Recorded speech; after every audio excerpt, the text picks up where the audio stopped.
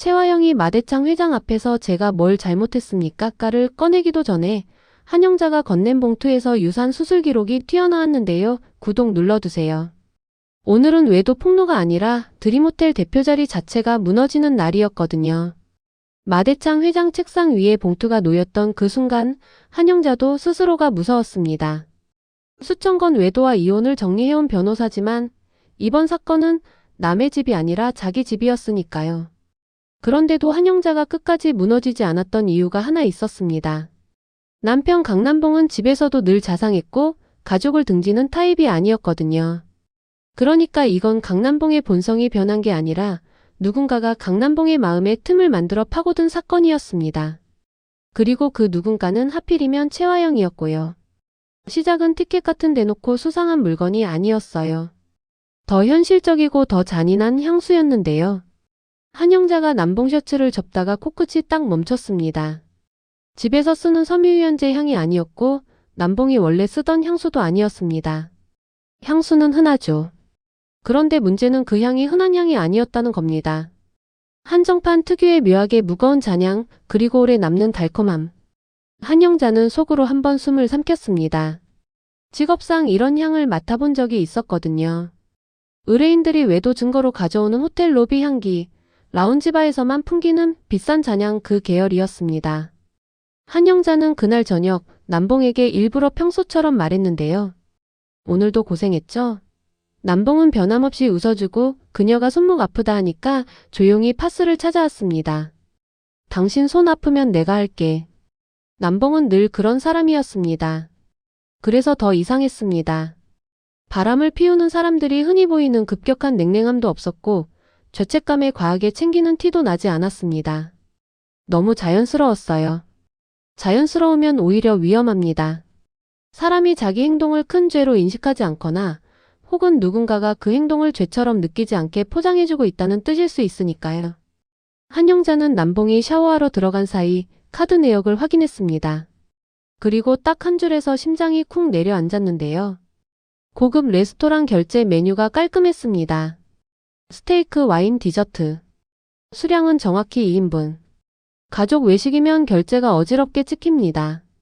주차, 커피, 편의점 같은 게 옆에 붙거든요. 그런데 그날 결제는 이상하게도 저녁 한 번만 딱 찍혀 있었고 시간은 남봉이 학교 일이 길어졌어라고 말하던 바로 그 시간대였습니다. 한영자는 여기서 멈추지 않았습니다. 꽃 배송 내역까지 확인했는데요. 남봉은 기념일에도 꽃을 자주 사는 사람이 아니었습니다. 그런데 꽃이 꾸준히 빠져나갔고 배송지는 더 치명적이었습니다. 집이 아니라 사무실도 아니라 드림호텔로 이어지는 주소가 섞여 있었습니다. 그제야 한영자는 확신이 왔습니다. 남봉이 누군가를 만나는 건 맞고 그 장소가 드림호텔 근처라는 것도 맞다. 하지만 그 누군가가 누구인지는 아직 모른다. 그리고 이 판은 감정으로 달려가면 내가 진다. 한영자는 변호사답게 결론을 늦추고 증거를 쌓기 시작했는데요. 그때 뜻밖의 사람이 입을 열었습니다. 강백호였습니다. 강백호는 원래 집안 이야기에 쉽게 끼어드는 타입이 아니었는데요. 그날은 밥숟가락을 내려놓더니 아주 무심한 척 던졌습니다. 아빠 요즘 바람 피는 거 아니야? 농담처럼 말했는데 백호 눈빛이 농담이 아니었어요. 한영자는 웃는 얼굴을 유지한 채 질문을 바꿨습니다. 강백호 너 뭐 봤어? 백호는 잠깐 망설였습니다. 그리고 아주 작은 단서를 흘렸는데요. 드림호텔 쪽에서 아빠가 누군가랑 앉아 있었어. 그리고 그 사람이 최화영이더라. 최화영이라는 이름이 나오는 순간 한영자 머릿속이 차갑게 정리됐습니다. 드림호텔 대표, 마대창 회장 며느리, 마설인의 엄마, 신복 이강혁을 달고 다니는 여자. 무엇보다도 오장미를 판 한가운데 끌어들여 짓밟으려는 욕망을 숨기지 않는 여자. 한영자는 이 이름 하나로 감정이 아니라 구조를 봤습니다. 강남봉은 강준호와 강백호의 아버지입니다. 강준호는 지금 오장미에게 마음이 흔들리고 있고 강백호는 장미를 사랑합니다. 최화영이 강남봉을 흔들면 강씨 집안 전체가 흔들리고 그 흔들림이 결국 장미에게 칼이 됩니다. 최화영이 노리는 그림이 너무 선명했어요. 남봉은 사랑이 아니라 도구였고요. 한영자는 다음 날부터 최화영을 조사했습니다. 레스토랑 영수증 상호부터 추적했는데요. 예약자명은 강남봉이 아니었습니다. 대신 가려진 이니셜로 남아있었고 그 방식이 너무 체화형스러웠습니다. 숨기는 척하면서도 들키고 싶어하는 사람들 있잖아요. 나랑 엮였다는 걸 알아야 더 빨리 무너져 같은 그 오만함. 그게 체화형이었습니다. 꽃 배송도 같은 선으로 이어졌습니다. 한영자는 같은 꽃집에 같은 상품을 주문해 수령인을 체화형으로 찍어봤습니다. 여기서 진짜 소름이 돋았는데요. 꽃은 체화형이 직접 받지 않았고 이강혁이 대신 받았습니다. 체화형 신복 이강혁. 그 이름이 찍히는 순간 한영자는 확신했습니다. 이건 단순한 외도 관리가 아니라 체화형이 사람 하나를 프로젝트처럼 움직이며 흔적을 이강혁 손으로 정리하고 있었다는 뜻입니다. 그리고 한영자는 결정적인 것을 건드렸습니다. 사용자가 말한 그 유산이었습니다. 돈이나 상속이 아니라 체화형이 과거에 임신했고 아이가 유산됐고 그 공백을 메우기 위해 정숙희의 쌍둥이 중 하나이를 데려가 며느리 자리를 지켜냈다는 그 비밀이요. 한영자는 처음엔 그게 루머일 거라 생각했는데요. 조각들을 붙이다 보니 루머가 아니었습니다. 한영자가 손에 넣은 첫 조각은 의료 기록이었습니다. 체화형 이름으로 남아있는 유산 관련 진료 흔적. 날짜가 중요했는데요. 그 기록이 남아있는 시기와 마 회장 집안의 설인이 존재를 드러낸 시기가 너무 가깝게 붙어 있었습니다. 유산 직후에 아이를 가진 며느리로 집안에 들어갔다. 상식적으로 말이 안 됩니다. 그런데 체화형은 그 불가능을 기적처럼 포장했겠죠. 아이가 나를 살렸다는 스토리로요. 문제는 그 아이가 체화형의 아이가 아니었다는 겁니다. 여기서 정숙희가 등장합니다. 정숙희는 사고로 지능이 퇴행했지만 여전히 요리 천재였고 오장미와 반찬 가게를 꾸려 살아가고 있잖아요. 그리고 쌍둥이라는 설정도 이미 판의 핵심입니다. 오장미와 마설인. 두 아이가 갈라진 이유가 단순한 운명이 아니라 누군가의 욕망이었다며요. 한영자는 그 욕망의 이름이 체화형이라고 판단했습니다. 체화형이 유산으로 아이 카드를 읽자 곧바로 다른 아이를 가져와 그 카드를 되살렸고 그 카드로 마대창 회장 집안에 들어가 드림호텔 대표 자리까지 올라갔다는 거죠. 한영자는 여기서 잔인하지만 정확한 선택을 합니다. 체화형이 가장 두려워하는 건 불륜이 아닙니다. 불륜은 돈으로 막고 기사로 덮고 이강혁으로 정리하면 끝나니까요. 체화형이 진짜로 무너지는 건 설인의 출생 비밀이 흔들릴 때입니다. 왜냐하면 체화형의 권력은 마 회장 집안 며느리라는 자격에서 나오고 그 자격의 핵심은 설인의 엄마라는 신분이거든요. 그게 무너지면 대표 자리도 집안 위치도 전부 흔들립니다. 그래서 한영자는 체화형을 괴롭히기 시작했는데요.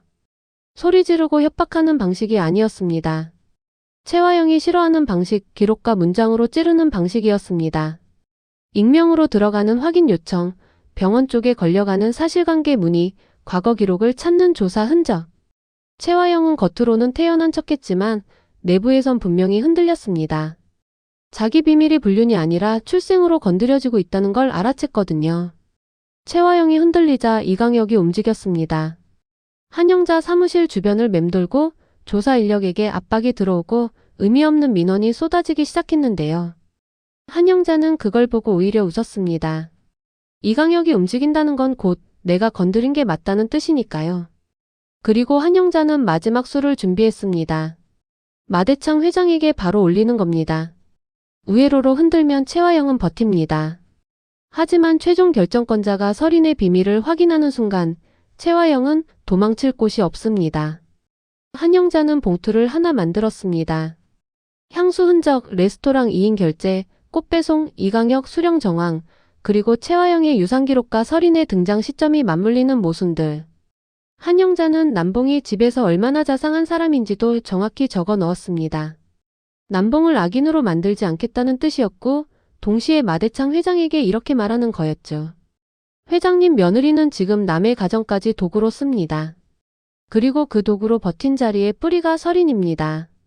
마대창 회장은 봉투를 넘기다가 어느 페이지에서 손이 멈췄습니다.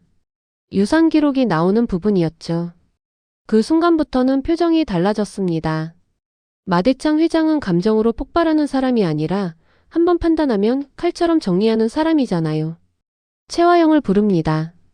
체화형은 평소처럼 웃으려 했지만 웃음이 입술에서 멈췄습니다. 마대창 회장이 묻는 건 외도냐 아니냐가 아니었거든요. 설인 내가 나았냐. 단 한 문장이었습니다. 최화영은 그 질문 앞에서 처음으로 대표가 아니라 사람이 됐습니다. 변명하려고 숨을 들이마셨는데 마대창 회장이 봉투를 툭 내려놓습니다. 이강혁부터 내 눈앞에서 치워. 그리고 드림호텔 감사 들어간다. 그 말이 떨어지는 순간 최화영이 지탱해온 모든 프레임이 흔들렸습니다. 며느리라는 자격, 대표라는 권력, 엄마라는 방패. 다 같이요. 한영자는 그 소식을 듣고도 환호하지 않았습니다. 남봉에게만 조용히 물었거든요. 강남봉, 당신 그 여자 앞에서 왜 그렇게 변했어요? 남봉은 한참을 말없이 있다가 고개를 숙였습니다.